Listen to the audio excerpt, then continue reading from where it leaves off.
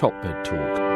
I think the critical mass has been reached. We may be right at the inflection point now. Enhanced recovery is accepted as part of the standard of care. My first 7 years of being an attending staff surgeon at Dartmouth-Hitchcock, when I graduated Mayo Clinic Fellowship, I brought, 8 years ago now, I brought enhanced recovery to Dartmouth and single-handedly built up that program. And before that, they had never heard of that before. And this is a phenomenon that's going across the country. I think the academicians are all acutely aware of it, but now the community hospitals are starting to see it also, the benefits. And actually, often the community hospitals are having an easier time of adopting because they have a smaller medical ecosystem, if you will, micro systems in which they can more readily manage change. I do think we've hit the critical mass. It's part of the standard of care. Right now, the present state, if you look at Mayo Clinic and you look at Cleveland Clinic, these places, enhanced recovery is the de facto standard of care. They have full-on embraced it, and there's no going back.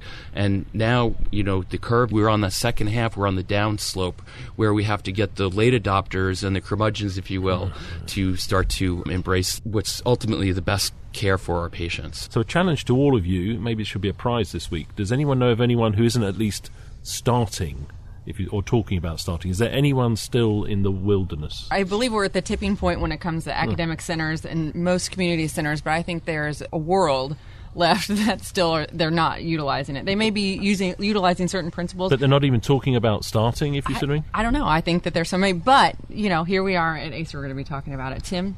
I think there are still some centres that aren't doing enhanced recovery, but I think it's getting smaller and smaller. I think most centres are aware of enhanced recovery.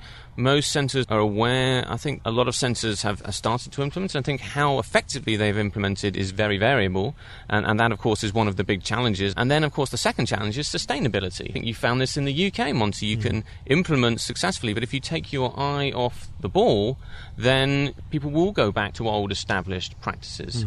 And finally, I think that enhanced recovery can evolve by itself, whether you call it enhanced recovery or whether you call it perioperative medicine.